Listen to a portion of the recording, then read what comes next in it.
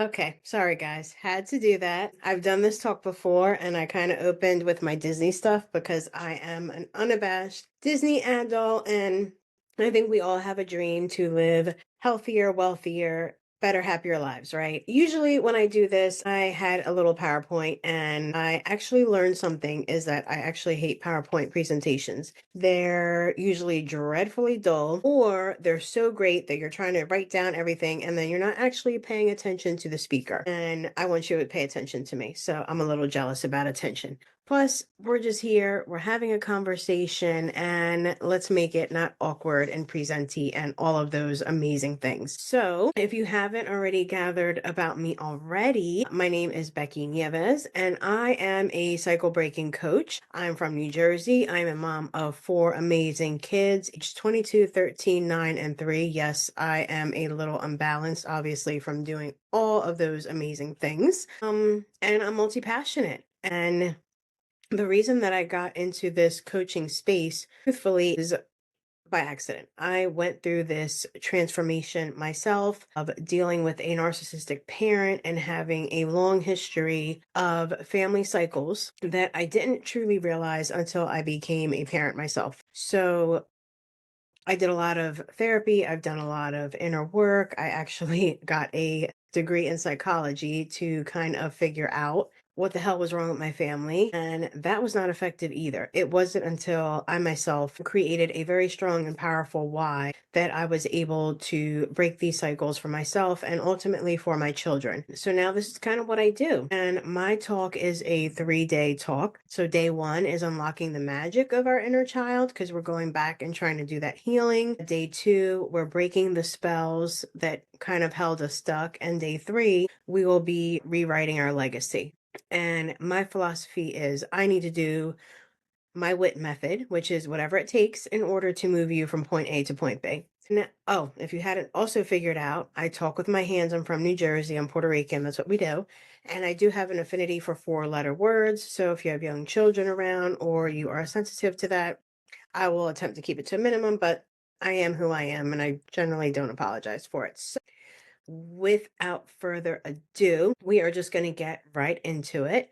And I kind of want to talk a little bit about when I first started doing this talk and this presentation and how difficult it was for me truly. Initially, when I did have a PowerPoint for this presentation, I had a lot of, not a lot actually, a few pictures from my childhood. And I say a few because I don't have very many. I went no contact with my own father 6 years ago. And like most parents and the childhood home, a lot of my pictures, they were at his home, and I only have a few because my grandmother was kind of able to smuggle some out for me.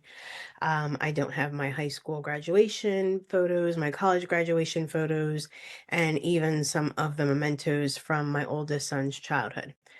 And it took a lot of work and it continues to take a lot of work. Like this is not a, okay, you're going to listen to this talk and all the other talks of the amazing speakers and be like, okay, I'm healed. It's triggering for me and it was sad and I had to work through those feelings and kind of deal with it. So that is my own personal story. I don't talk out of my ass. I talk from real life experience because I consider myself a life experience expert in what I have dealt with, the same way I believe that everyone is a life experience expert in their own experiences as well. You can have degrees and certifications and you can pretty much wipe your ass with those because I have the degrees and it still took me a while to figure it out.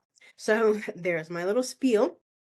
And I hope I haven't been too off putting, but I believe on telling it like it is truly. So, this isn't just about feeling better about yourself. We're here to help you rewrite your story, to build a new legacy. And it's not just about you. I mean, yes, you're here and that's awesome. But I personally feel that we do this type of work for the generations that come after us, only because I was fortunate or unfortunate enough to have seen 4 generations on my father's side and 3 generations on my mother's side. And when I started trying to figure out the why, because that's how my brain works, I'm always trying to figure out why something happened and getting to the root cause of it. Hence why the inner child work is kind of important. And when I looked at my family history, it's like, oh, well, he's effed up because she's effed up because this happened. And you see a pattern. And I saw that in my family and I was like, I need to be the one that says enough. I'm done. And it's scary as hell and it's not easy and you're going to be ridiculed and all of the things, but it's worth it. And I did that work for me. And then I was like, wait a minute, now I'm going to send my kids out to deal with everybody else's shitty kids. And quite frankly, that did not sound appealing either. So here I am doing something about it. So let's get into the work of unlocking the magic of your inner child. So I'm glad you're here. And if you are a little skeptical about if this is going to work or a little scared, I get it because I have been exactly where you've been. Obviously, in talking about my childhood with my narcissistic father, it's tough work but it's necessary work. We're not just digging in and picking at old wounds just to do that. We're trying to find those lost pieces of yourself. So those parts, maybe you were told that you were too much, you were too loud, or maybe you just weren't even seen, period. We're going to take those pieces and we're going to bring you back home. So I've talked about my own story. If you're watching this live, please feel free to talk about your story in the comments and I will be in there answering them. Even if you're watching this on a replay later on, still reach out because your why and your personal story are literally the trigger for your journey. And it wasn't until I was able to reconnect with my own inner child that I was able to finally break free of those cycles. So, like I said, I got the degree. I read all the self help books. I spent years in therapy. When I was 27, I went to Disney for the first time with my husband. And I wasn't even really a big Disney fan. Honestly, I didn't watch Mickey Mouse growing up. But there was something about Disney World, and we went multiple times over a few years, and I couldn't figure out why the hell I liked this so much. I'm a grown ass woman. I mean, obviously, I went for my kids, but like, I could have gone solo and had the time of my life. And it finally hit me that in Disney, it was okay to be silly to be a kid. You can put on ears, right? You can listen and blast Disney music as much as you want. You can hug characters, and it's okay there. And that's when I made the connection between what I had missed in my childhood and what I was doing as an adult. So once I made that realization is when that was kind of like the catalyst where everything else kind of fell into place. So I was obviously carrying a story that was not mine, which I'm pretty sure you're probably carrying a story that is not yours, or maybe it's an old story that just needs to be wiped out clean. So to do so, we need to go back and talk to that kid, that hurt kid, so that we can change those patterns.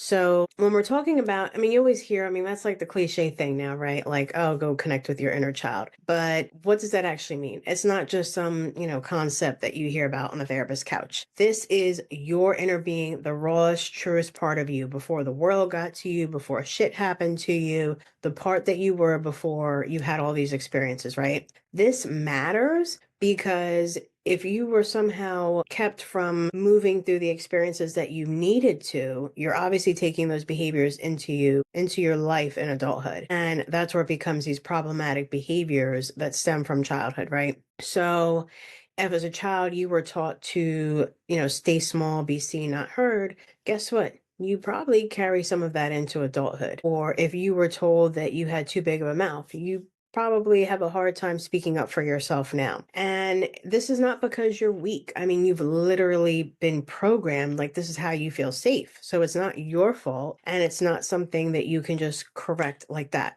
It's something where you're literally rewiring your brain in order to make those pieces that were kind of shoved down in the bottom of your soul and bringing them to your today version. So yes, we're going to have fun. It's going to be amazing because healing does not always need to feel heavy. I think that if you approach it in a way that is not so doom and gloom, the work can get done, but don't get it twisted. It is serious work. And one of the ways that I want to I've got a couple different exercises to kind of bring you into connection with that inner child. I want you to really sit and close your eyes, visualize whatever feels comfortable to you.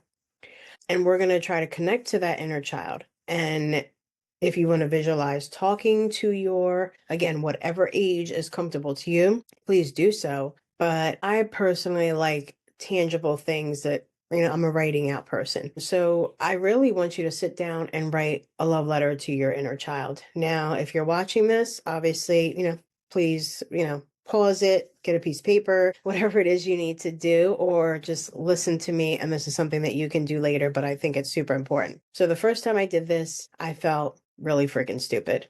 I was like, okay, I'm writing a letter to my 5-year-old self. That was the age that I chose. And the first couple lines, I'm not going to lie, felt super awkward. But once I put pen to paper, you would be surprised at the emotions and the things that just came out. And I didn't overthink it. I just let myself write and write and write. And I wasn't even reading. It didn't even need to have punctuation, grammar, make sense. But there were a lot of hidden things that I didn't realize that were coming out that I wanted to say to my 5-year-old self. And it was absolutely, an experience. And I've done that in a lot of different exercises for forgiveness work and other things. And I have found it super, super helpful. So, feel free to take this time, obviously, to write this letter.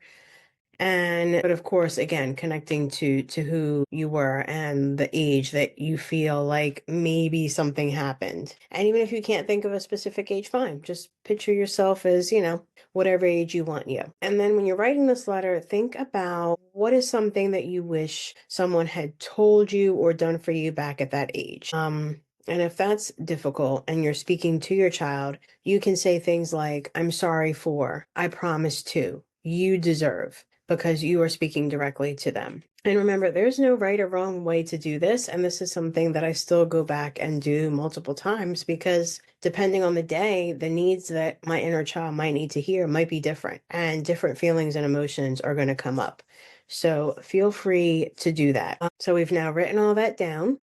I will tell you that the first time that I did this exercise, and I read back what I had written, I found that my inner child had felt completely invisible. I felt like I was alone and didn't have anybody and didn't have any support. And in working through and reconnecting with that part of myself, I was able to give my inner child what I needed. And those are things that even now as an adult, I intentionally seek out activities that help heal that inner child. So it doesn't need to be taking a $10,000 vacation to Disney because that's expensive as shit. But, it definitely means seeking out activities where you feel fun and free and surrounding yourself with people who allow you to express that. If you want to dance in your living room with the music up full blast to whatever song it is that you choose to, do that. If you want to get down on the ground and play with freaking Legos, do that shit too. If you want to finger paint, do that shit too. Like, these are not just childhood events. And I think a lot of my healing has come through my parenting because I've gotten down on their level and done the things as parents. It's like, oh, let me suffer through playing Hot Wheels one more time. No, like, really get into it and do those things, because I think as adults, we do ourselves a huge disservice by packing up our childhood hobbies and putting them away. No, we need to continue to do those things because, one, it's a good stress reliever. Two, it doesn't take up that much brain space as sitting in therapy. And honestly, it's a stress reliever. And why not? Like, why lose that joy and that excitement of being who you used to be, wanted to be, and still can be? That's why Disney say it says children of all ages, because truthfully, there's always going to be a part of us that has that wonder and that excitement and that need to connect with our past. And I don't think we should deny that at all. I think that's where some of the most powerful healing work happens. And not that you need permission, but if you feel like you do, here is your whatever. I had a little magic wand and I didn't bring it with me, of course. But here, I'm waving it across the screen. You do you. Find those things that light you up, that make you passionate, because this is the foundation for so much of the work that I do and for what so many of others do. So again, take this and run with it. Write that love letter, read it as often as you need to, rewrite it as often as you need to, because right now we are going through the realization and reclaiming ourselves as who we were meant to be. And I truly, truly believe that that inner child in all of us wants to break free, wants to heal, and wants to be the badass person that they were absolutely meant to be without question or hesitation. This is my goal in life because, again, hurt people, hurt people, hurt other people. That is not a world that I want to live in. That's not a world that you should want to live in, nor is it a world that any of us deserves. So, do this exercise. Let me know how you feel. And if you feel stupid, that's fine. But I don't think you will if you really give it your best effort. So, hopefully, I see you for day 2 or part 2 of this series where we are breaking the spell of old patterns. And we will chat then with some new amazing exercises and things that I want to do. So, till then.